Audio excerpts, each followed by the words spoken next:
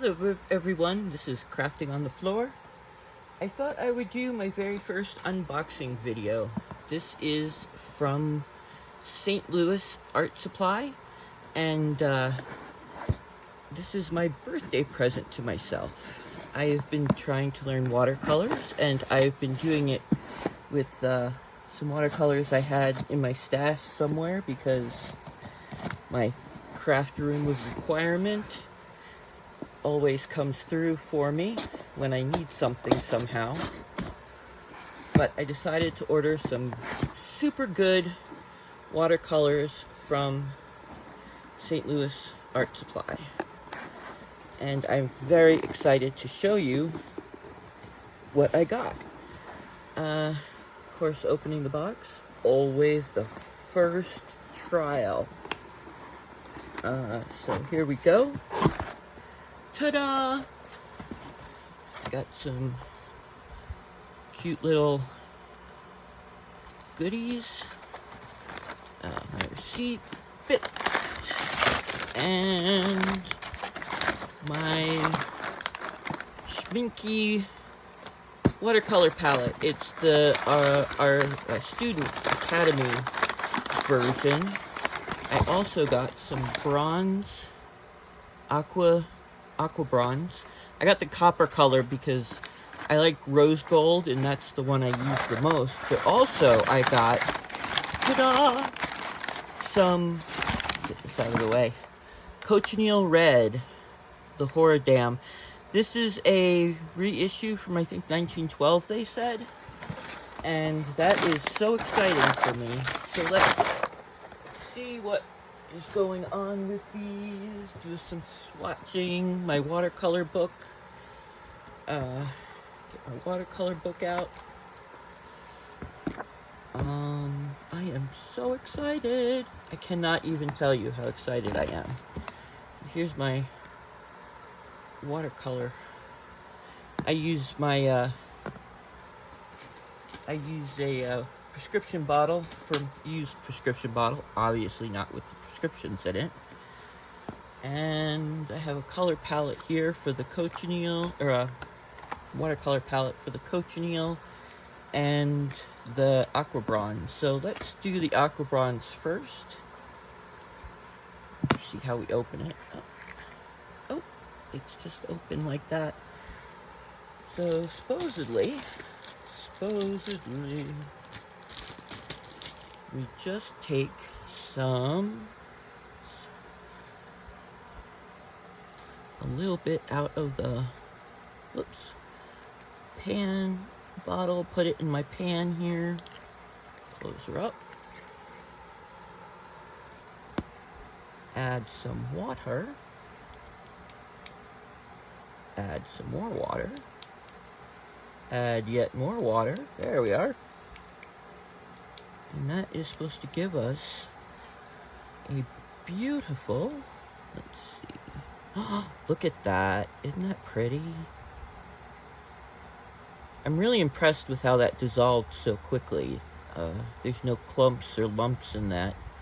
So that's exciting. Look at that. Oh boy. Oh, so exciting. Next, for the cochineal, I am so excited for this. I love cochineal.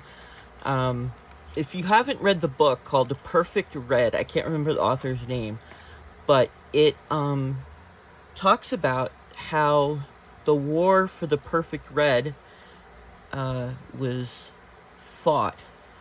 How they tried to have red before Brazil and the New World was discovered. I use that in air quotes. And then they discovered the cochineal bug, and like the war, the espionage. Oh, I got a little icky on my brush here. Let's just cut that off. How the war for the cochineal bug, and how they tried to protect it in Brazil, and it's just a fascinating story. Oh, look at that red. Add some more water to it. Oh, look at that. Isn't that beautiful? Oh, I am going to have so much fun with that. I'm excited. There's nothing prettier than cochineal red, in my personal opinion. I know others have different favorites, but to me, cochineal is the top of the line, best thing ever. Now for the pièce de résistance, the Schmincke watercolor palette. Again, this is the Academy, not the Horadam. I'm not sure I'm saying Horadam correctly. Oh, that helps if you know how to open it, which I obviously don't. Oh my goodness, look at that. Isn't that complicated? No, that looks like the... Oh my goodness. This might take me a hot second.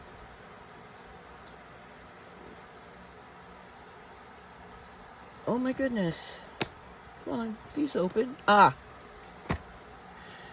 You know what they say about making something idiot-proof? They always make a better idiot.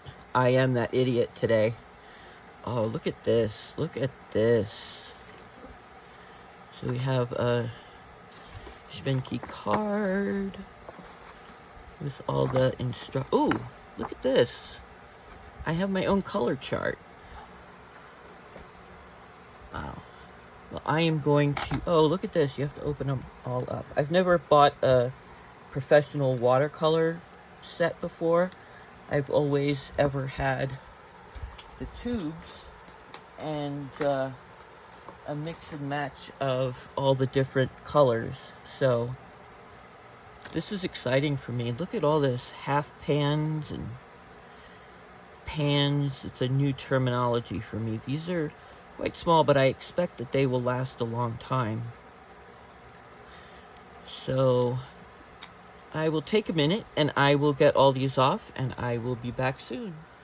Okay, I am back. I have unlocked all the colors, if you will. So with all of the wrappers off the pans, this is what it looks like. Most of the pans are numbered. So I don't know if you can see that. But it doesn't have the color name on them itself, just the number. Some of the pans, I think this one and the burnt umber do not have numbers on them. I think that's just an oversight. Also, I think these pans are filled by hand because some of them, not that one, a couple of them have splashes on the side. I'm okay with that. Here we are. So... which I think is neat. It gives it like a homey feel. I'm not complaining about that at all. So let me get my prescription bottle full of water here so that we can, let's see. I also wrote out the color names of the colors so that I can have a swatch and I know what I'm doing. So, shall we begin? So, we have light lemon. Light lemon. Oh, look at that. I just want to mention, too, I am in no way sponsored by St. Louis Art Supply. I just happen to like their products. Next, we have cadmium yellow. From what I understand, at least on the label, none of these actually have any harmful chemicals in them. At least the Academy versions do not. I can't speak for the professional version. Indian yellow. Oh, nope. I hit orange by accident. So we're going to do orange next. Look at that. Isn't that... And there's no lumping, clumping, nothing in here. Just, it's smooth as can be. So here's our Indian yellow. Lovely, lovely shade. Next we have cadmium red.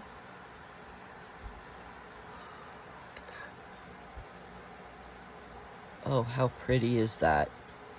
Almost as nice as our cochineal red. Next is carmine. Carmine has cochineal in it, in case you don't know. Carmine is another name for cochineal.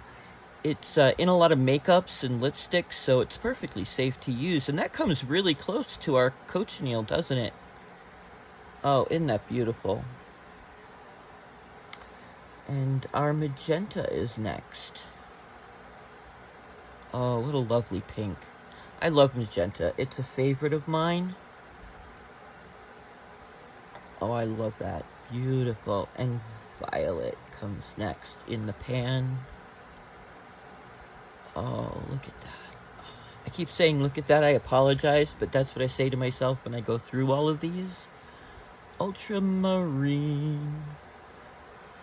Now we're getting into the blues. So pretty. It's like a primary blue, isn't it? Prussian blue comes next. Ooh, nice teal-y color. Wait, I missed a color. How did I do that? Darn it. Okay. I skipped a color. We're gonna have to wash that off. One of the things I love about watercolor, just wash it off.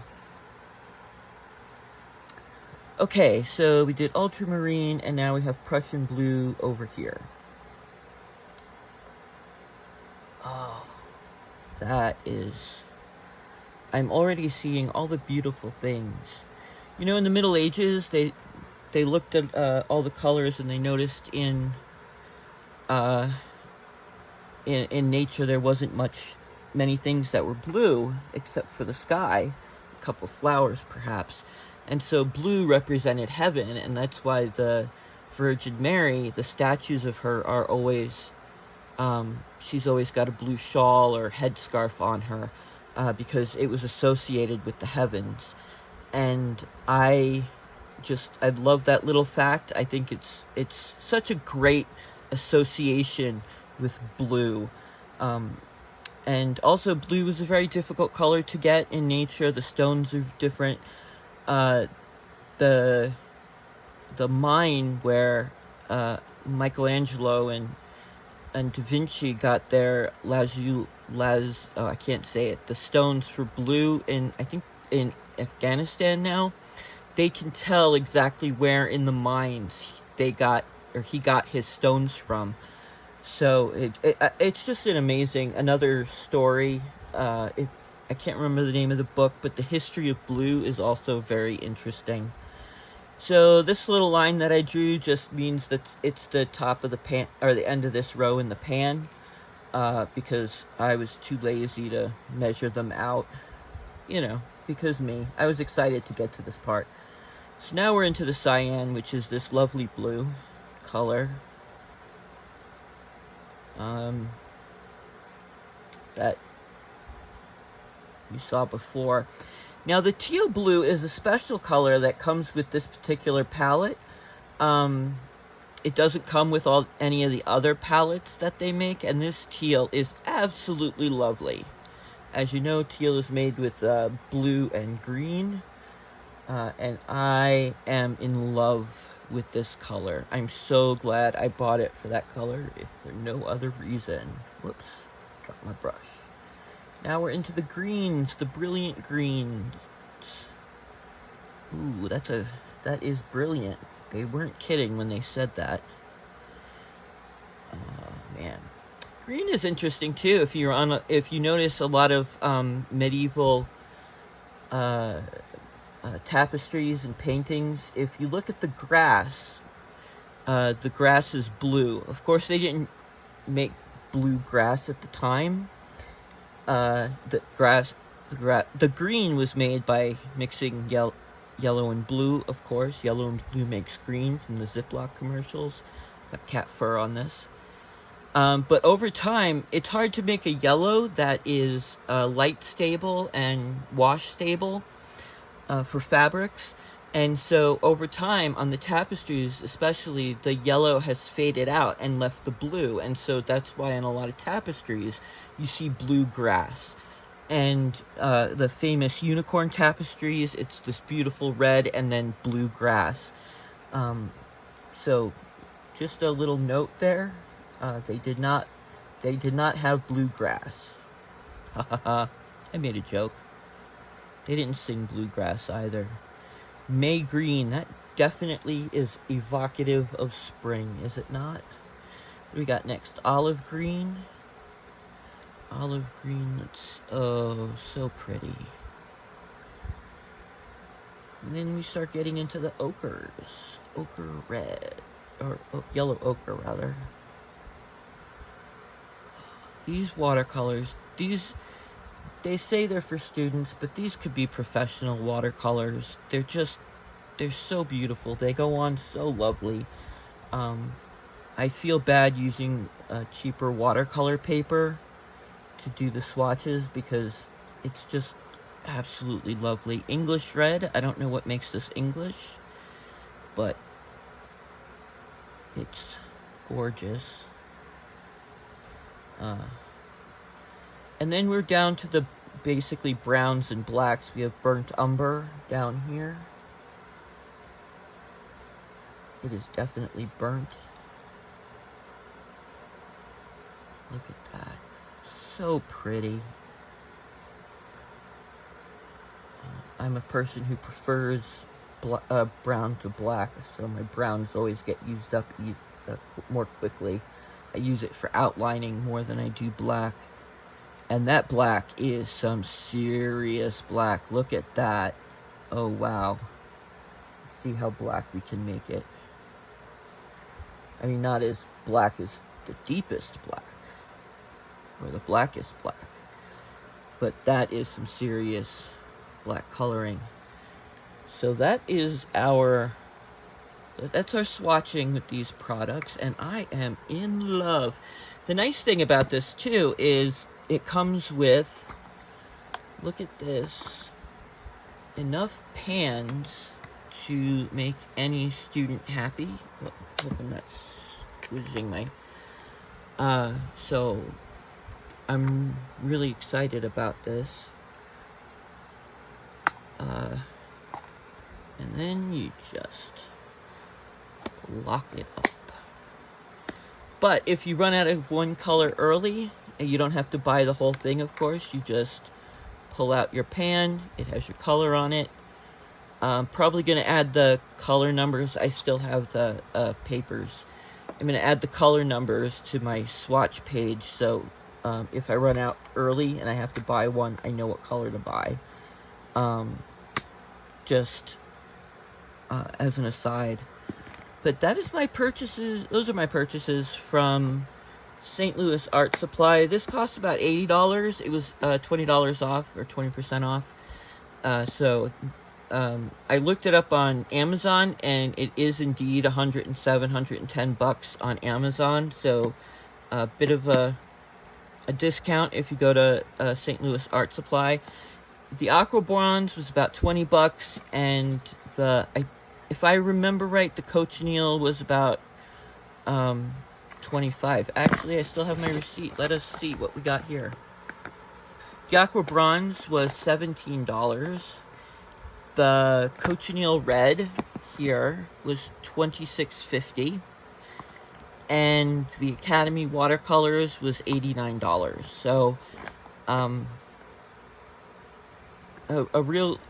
a pretty good deal, if I may say so. Like I said, I looked it up on Amazon and some other websites, and these were the best deals for the colors, or for the products that I could find.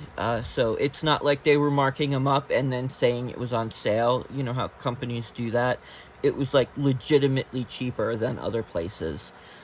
So that is my I guess everything I got was schminky this time, and totally worth it. Anyway, thank you for sitting with me and swatching with me. Again, this is Aviva at Crafting on the Floor, Bellaset in the SCA in the Barony of Arkell. I keep forgetting to tell you to like and subscribe, of course. It's, you know, if you want to. If not, that's fine too. Anyway, I hope you have a great day, and I'm going to go have fun with my new paints. Bye.